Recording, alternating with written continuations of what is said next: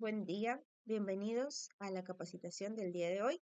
Soy la ingeniera Katherine Baumann y el tema que vamos a tratar es el plan de respuesta ante emergencias. Los objetivos de la capacitación del día de hoy es conocer y aplicar los procedimientos establecidos para la preparación y respuesta ante emergencias en la empresa u organización, así como garantizar comportamientos seguros ante cada situación que pueda ocurrir de manera fortuita, asegurando salvaguardar la vida y reaccionar de manera correcta. Debemos recordar siempre que las emergencias se dan en el momento menos esperado. En esta oportunidad vamos a proyectar dos pequeños videos para que ustedes puedan tener una breve reseña de cómo es que se debe utilizar un extintor de tipo CO2 y qué consideraciones debemos tener en cuenta para poder realizar una evacuación segura en caso de sismos.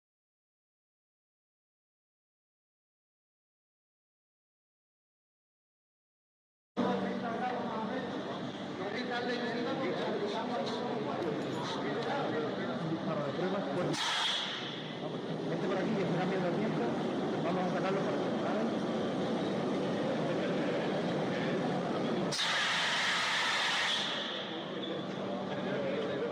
Trátalo para aquí. Bien, vamos con el segundo videito. ¿Qué hacer en caso de un terremoto? Durante un terremoto, en la medida de lo posible, conserva la calma. Reaccionar adecuadamente puede marcar la diferencia y mantenerte a salvo a ti y a todos aquellos con los que te encuentres. Aléjate de objetos que puedan caerte encima como ventanas o espejos. Mantente en posición fetal a un lado de muebles o estructuras resistentes verticales, las cuales no se aplastarán por completo y dejarán un espacio vacío, conocido como el triángulo de la vida. Si te encuentras manejando, asegúrate de orillarte en un área donde no haya postes ni estructuras cercanas que puedan derrumbarse. Mantente dentro del auto y enciende las luces intermitentes. En caso de que estés en el exterior, dirígete a un área plana que esté libre de postes, edificios o árboles. Y busca alguna estructura fuerte que te permita adoptar la posición del triángulo de la vida.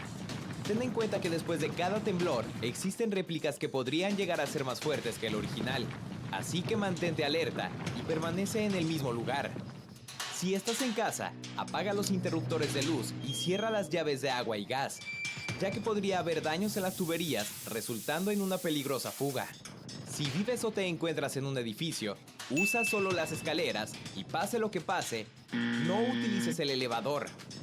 Si quedaste atrapado y sin poder moverte, trata de hacer ruido para que los paramédicos puedan rescatarte. Medidas preventivas. Identifica todos aquellos objetos que puedan convertirse en un peligro durante un terremoto, tales como cuadros, espejos, lámparas, macetas colgantes, etc. Y colócalos en un lugar donde no puedan caerte en caso de ocurrir un sismo, o bien, asegúralos con tornillos a la pared. Mantén en un punto clave un botiquín de primeros auxilios, linternas, un maletín con todos los papeles importantes como escrituras, actas de nacimiento y certificados entre otros, y por supuesto, agua embotellada junto con comida enlatada. También es importante que mantengas una lista con el número de todos tus familiares dentro y fuera de la ciudad para que puedas ponerte en contacto con ellos en cualquier momento para saber y avisarles que estás bien. Conoce dónde y cómo cerrar las llaves de agua, gas y el paso de electricidad e identifica las salidas de emergencia de tu casa, oficina o escuela. Soy Víctor González. Bien, entonces en esos dos pequeños videos lo que hemos podido rescatar y aprender es en el primer caso que se está haciendo uso de un extintor de tipo CO2 para poder apagar este fuego, ¿no? En este caso, una consideración muy importante es tener en cuenta que siempre debemos ubicarnos a favor del viento y nunca en contra. En el segundo video nos dan las recomendaciones básicas de cómo podemos realizar una evacuación en caso de sismos y por qué es importante el triángulo de vida, ¿no? Y tener en cuenta también que debemos alejarnos siempre de objetos que puedan caer sobre nosotros, de estructuras que puedan eh, salir proyectadas, como por ejemplo los vidrios, las ventanas o las repisas o estantes, ¿no? Bueno, esa información la vamos a profundizar un poquito más en las siguientes láminas. Estas preguntas son bastante importantes para poder permitirnos hacer un análisis tanto en el trabajo como en nuestro hogar y establecer planes de acción. ¿Nos puede ocurrir alguno de estos eventos? ¿Sabemos cómo actuar frente a estas situaciones? ¿Hemos vivido alguna situación similar? ¿Cómo actuamos y qué sentimos? ¿Cómo reaccionaron las personas a nuestro alrededor? ¿La familia sabe cómo actuar ante una situación de emergencia? Son preguntas claves y precisas que nos van a permitir eh, poder formar un plan de acción en nuestro hogar, ¿no?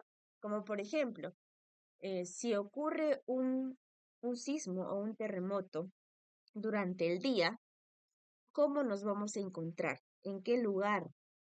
Si tenemos hijos pequeños, ¿quién lo va a recoger cuando ocurra un sismo? ¿No? Porque a veces nosotros sabemos que las señales de comunicación fallan, ¿no?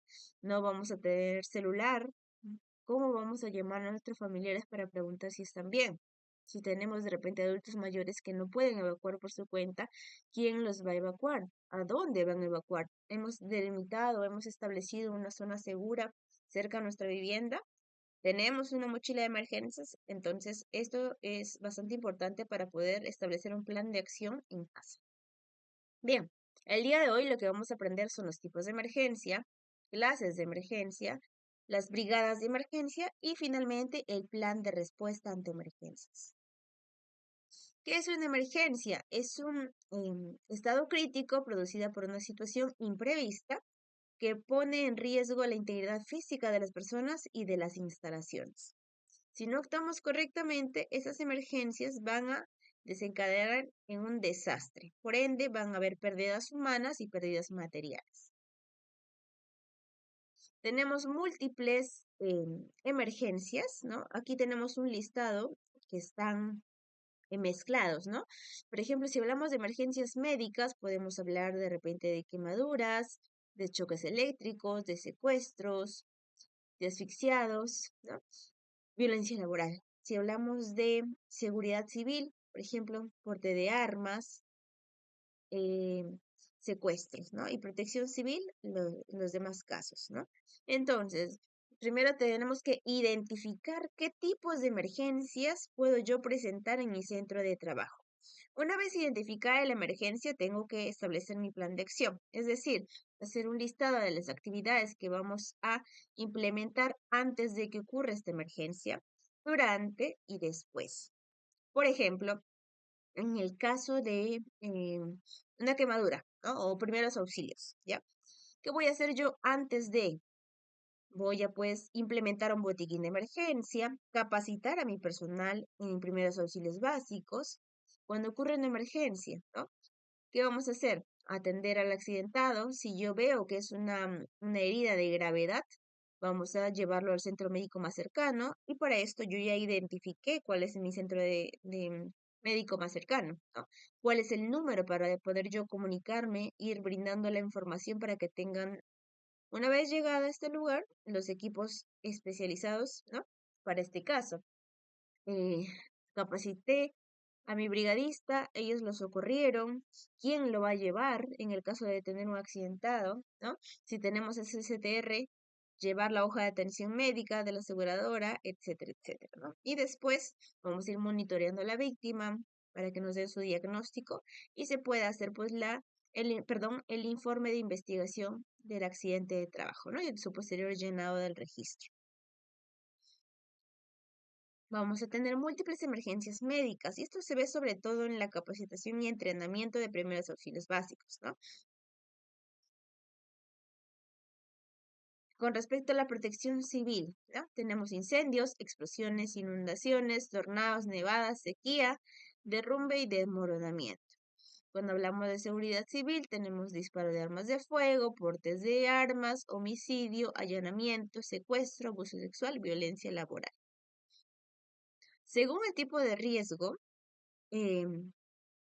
dentro de esta categoría se encuentran los incendios y las explosiones, así también los avisos de bomba, accidentes laborales, medioambientales, riesgos externos, ¿ya? Entonces vamos a clasificarlos en conato de emergencia o nivel 1.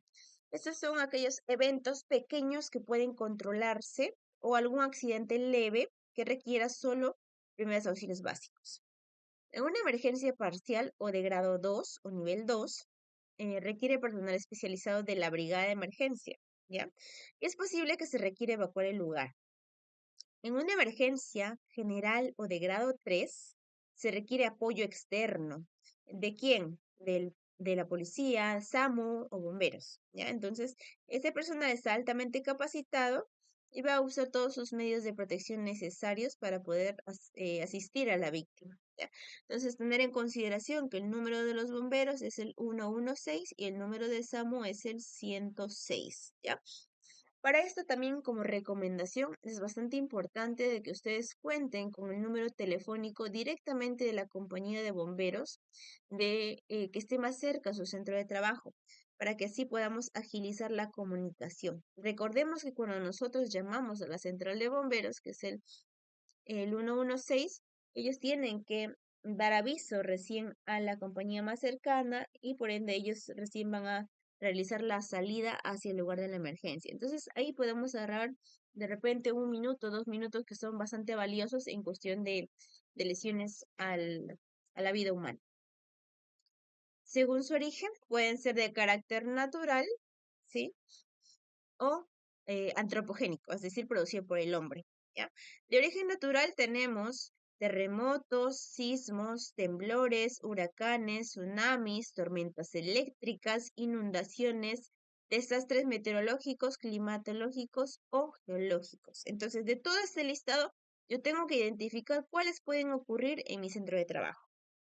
Luego tenemos los de carácter antropogénico, que pueden ser atentados, asaltos, hurtos, vandalismo, guerrillas, eh, guerras, entre otros, ¿ya? Entonces, también aquí pueden ocurrir accidentes laborales. Entonces, ¿qué vamos a hacer cuando ocurre un accidente laboral? Una brigada de emergencia es un grupo encargado de controlar los eventos para el cual ha sido asignado y sus consecuencias. Tenemos brigada de emergencias de primeros auxilios, cuyo objetivo principal es atender a la víctima para estabilizarla hasta la llegada de los servicios profesionales. Recuerden que las personas que brindan los primeros auxilios no son médicos especialistas, ¿no? Solamente vamos a estabilizar a la víctima, conservar sus signos vitales para que pueda trasladarse hacia el centro médico más cercano. La Brigada de Prevención y Combate contra Incendio es un equipo que tiene el conocimiento necesario para poder combatir el incendio, haciendo uso de su equipo especializado. Es decir, va a utilizar el extintor específico para el material combustible que está ardiendo, ¿ya? Recordemos que cualquier extintor no va a apagar todo tipo de fuego, ¿ya? Y solamente va a apagar el fuego cuando éste se encuentre a una temperatura de 80 grados centígrados. Cuando el fuego ya supera esa temperatura, así yo utilice 3, 4, 5, 6, 7 extintores, no van a poder apagar el fuego porque no está dentro de su capacidad de extinción. ¿Ya? Esto es un dato nuevo que quizás recién lo estemos escuchando, pero es bastante importante que tengan en cuenta. Tenemos también a la Brigada de Evacuación y Rescate, que son personas que van a apoyar al flujo de personas, ¿sí? Para que puedan evacuar correctamente del interior al exterior de las instalaciones de la empresa, buscando agilizar el proceso de desalojo, ¿no?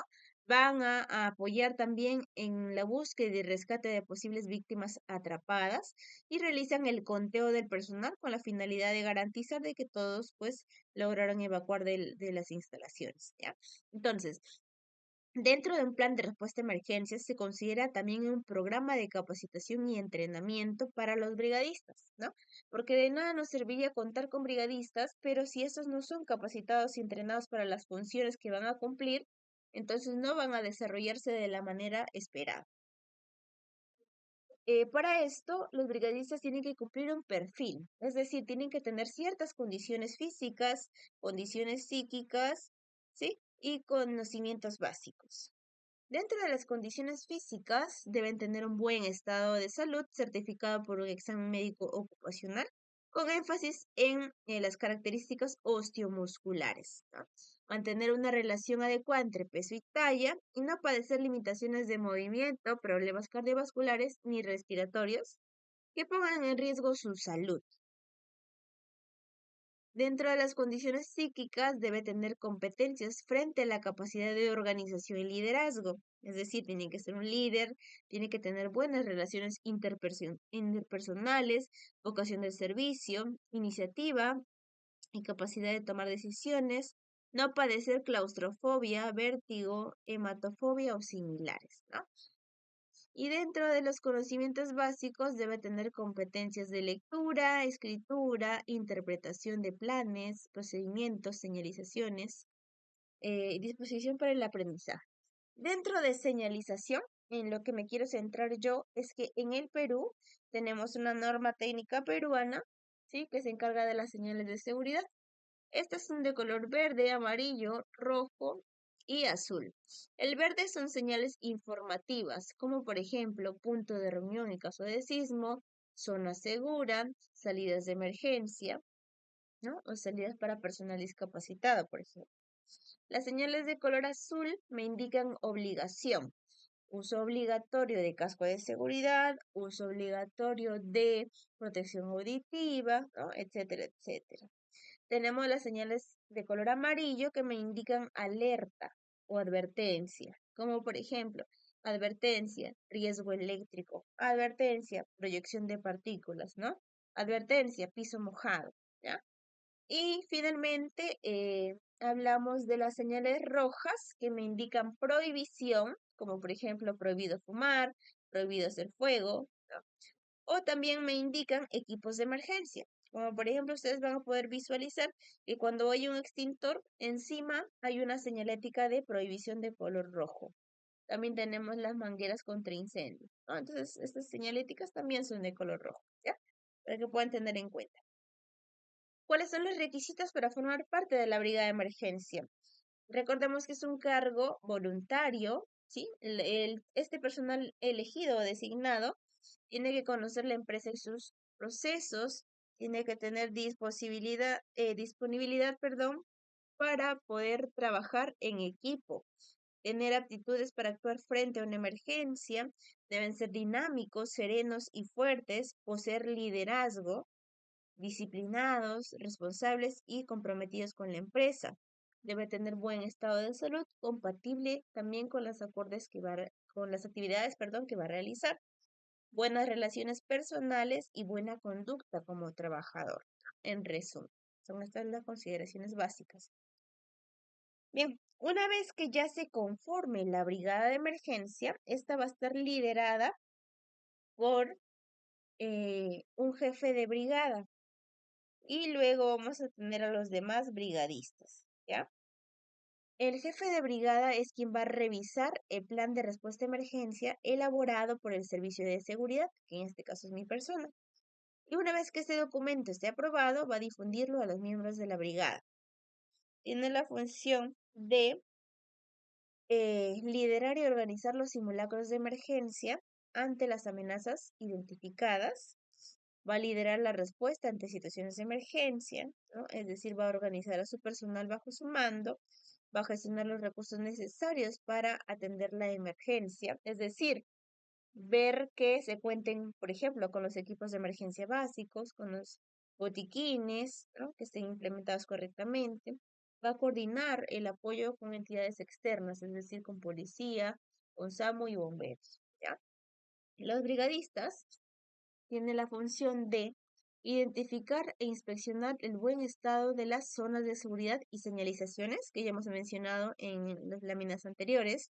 Van a inspeccionar la disposición de los implementos de primeros auxilios del botiquín. Es decir, vamos a inspeccionar periódicamente nuestro botiquín y su contenido, porque cada uno de los implementos del botiquín tiene una fecha de vencimiento, que quizá ustedes no lo sabían, pero las vendas tienen vencimiento, los guantes, el esparadrapo, las curitas, todo lo que esté contenido dentro del botiquín tiene una fecha de vencimiento que tiene que estar pues plasmado en un registro de inspección. Vamos a tener también que inspeccionar los equipos de emergencia dentro de la empresa. ¿Cuáles son los equipos de emergencia? Botiquín, extintores, mangueras contra incendio, detectores de humo, alarma contra incendio, luces de emergencia, ¿ya? Va a tener que reportar al jefe de brigada o a la jefa de brigada cualquier inconveniente o oportunidad de mejora detectado en los simulacros, ¿no? Para esto, INDECI establece el cronograma de realización de simulacro nacional multipeligro, que en este año ha sido en los meses de mayo, agosto y octubre, ¿no? Entonces, en distintos horarios, porque nosotros no podemos saber en qué momento va a ocurrir un sismo. Puede ser en la mañana, puede ser en la noche o en la tarde. Por eso es que INDECI lo ha plasmado también de esta manera. Ahora, pueden elaborarse a nivel empresarial otro tipo de simulacros, como por ejemplo el de lucha contra incendios o el de primeros auxilios, para poder evaluar la capacidad de respuesta de nuestros brigadistas, ¿no? Y ver que realmente van a realizar las acciones que están contenidas en este plan de emergencia, ¿ya? Ese es el objetivo de realizar un simulacro de emergencia, ¿ya? ¿Qué es un plan de emergencias? Es un documento donde está planificado y organizado mi recurso humano, es decir, quién es el personal involucrado, cuál es la función de cada miembro de mi empresa, ¿sí? Con la finalidad de reducir al mínimo posible las consecuencias humanas o económicas que pudieran derivarse de una situación de emergencia, ¿no? Si nosotros estamos preparados, si bien es cierto, no podemos saber en qué momento exacto va a ocurrir un sismo, pero una vez que ocurre, mi personal ya está entrenado, ya sabe qué hacer. Entonces, si evacúan correctamente y rápidamente, ¿no? Se van a producir menos daño a la vida humana, ¿no? Es que lo que finalmente se busca, eso que se quiere, ¿ya? Para esto tenemos en el país la ley 28551, que es la ley que establece la obligación de elaborar y presentar planes de contingencia para todas las empresas, tanto a nivel nacional, perdón, tanto para el sector público como para el sector privado. ¿Ya? Entonces, cualquier empresa puede presentar una situación de emergencia. Por ello, tiene que tener este plan de preparación y respuesta a emergencias, ¿ya? En cada caso va a ser distinto, ¿no? Dependiendo del riesgo al cual pueda estar expuesto el personal, ¿ya? ¿Qué tipo de emergencia se puede presentar en tu área de trabajo? Entonces, esta es la pregunta clave para poder yo comenzar a plasmar, pues, mi plan de preparación de respuesta a emergencia, ¿no? Una vez que identifico yo los riesgos asociados a mis actividades. Los planes de emergencia, ¿sí? Van a tener brigadistas de primeros auxilios, de evacuación y de lucha contra incendios, ¿ya? Entonces, hay que considerar las acciones que vamos a plantear para estos casos, ¿no? Entonces, ¿qué hago yo si ocurre un sismo? Entonces, ¿qué hago antes? ¿Qué hago durante? ¿Qué hago después? ¿Qué vamos a hacer si ocurre una caída a nivel? ¿Qué vamos a hacer si ocurre un amago de incendio? ¿Qué hago yo si tengo derrame de producto químico? Tengo que evacuar, ¿no? Entonces, ¿qué hago antes, durante y después? ¿Ya? Para cada actividad de riesgo que hemos considerado. En el caso de sismos, aquí tenemos un listado de 6 pasos secuenciales. Número 1, mantener la calma. Número 2, seguir las instrucciones del personal brigadista. Número 3, nunca utilizamos ascensores porque tenemos el riesgo de poder quedar atrapados. Número 4, nos alejamos de los objetos pesados y de vidrios que pueden proyectarse y causarnos lesiones corporales.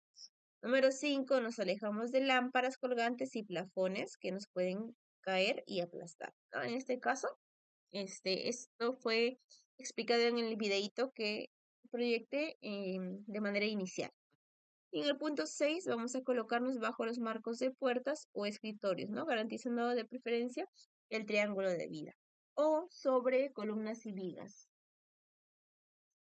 En el caso de primeros auxilios, vamos a mantener la calma, no vamos a mover a alguien accidentado a menos de que su vida corra peligro. Ingeniero, ¿y en qué caso se puede dar esto? Cuando vemos que una persona pues ha tenido algún problema, ¿no? Médico, por ejemplo, en la vía pública, ¿no? Donde corre el riesgo de ser atropellado. Entonces aquí sí tendríamos que salvaguardar su vida y trasladarlo a un lugar más seguro. Luego vamos a llevar al servicio médico, que son las ambulancias, cuyo número es el 106, y los bomberos el 116. Vamos a retirar a los curiosos como siguiente paso con la ayuda del personal serenazgo de la zona o la Policía Nacional. Si está consciente, vamos a tratar de calmar a la víctima y si sabemos primeros auxilios, vamos a proporcionarlo. y si no, vamos a esperar a la brigada de emergencia, ¿no? Como paso final, tenemos que, al llegar la brigada de emergencia, vamos a dejarlos actuar y vamos a responder oportunamente las preguntas que ellos nos realicen, ¿no? Con el objetivo de conocer un poquito más sobre el accidentado que ya nosotros hemos estado evaluando. Ante casos de evacuación, en primer lugar, cuando escuchamos una alarma, ¿sí? O nos den una indicación para salir de la empresa, debemos hacerlo guardando la calma. Nunca debemos esconderlos.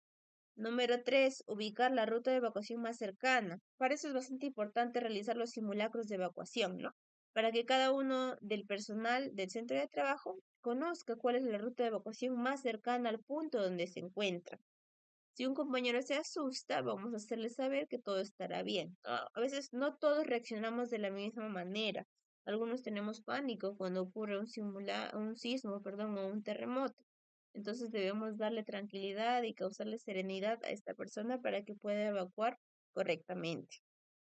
Como paso número 5, no debemos tomar objetos que hagan más difícil nuestra salida. Es decir, debemos evacuar rápidamente solo con lo que tengamos a la mano, ¿no?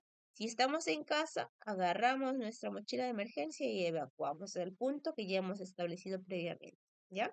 Igual en la empresa. Paso número 6, caminamos hacia la salida de emergencia de manera rápida, ¿ya? Para evacuar en el menor tiempo posible. Número 7, salimos de la empresa de manera ordenada y en fila. Finalmente, vamos a dirigirnos al punto de reunión previamente ya establecido y designado y no vamos a regresar a las instalaciones a menos que el jefe de brigada nos dé la indicación de que ya todo está bajo control. En el caso de los incendios, número 1, vamos a mantener la calma. Número 2, si podemos identificar la fuente del incendio, lo vamos a ir haciendo para que demos la señal de alarma, ¿no? Y utilizamos el extintor solo si estamos capacitados para ello. Número 5. Si es que el fuego es incontrolable, vamos a retirarnos del lugar junto con la ayuda de la brigada de evacuación. Y paso número 6. Si quedamos atrapados, debemos agacharnos en posición de gateo y cubrirnos la boca y la nariz, ¿no? Porque sabemos que el oxígeno es un gas más pesado, por ende tiende a irse a la parte inferior y los otros gases tóxicos se van a la parte superior porque son menos densos. Por ende, si nosotros nos quedamos de pie, tenemos mayor riesgo pues de inhalar estos gases tóxicos y perder la conciencia, por lo que se va a dificultar nuestro rescate. Para tener una mochila de emergencia, estos son los implementos básicos que tenemos que contener, ¿no? Por ejemplo, un botiquín pequeño, encendedor y velas, silbato, radiopilas, linterna pilas, chocolates en barra, cereales en barra, papel higiénico y una manta ligera, ¿ya? Esto hay que implementarlo en casita siempre. Una frase muy importante es, cuidemos nuestra seguridad. Conozcamos los planes de respuesta a emergencia de nuestra empresa y sigamos oportunamente las instrucciones de la brigada, ¿ya? Esto ha sido todo por el día de hoy en esta capacitación y luego ustedes van a dar una evaluación de 10 preguntas que es para marcar, donde automáticamente a mí me va a llegar la calificación. Recordemos que el puntaje mínimo aprobatorio es con una nota de 14, ¿sí? Hasta la próxima, nos vemos.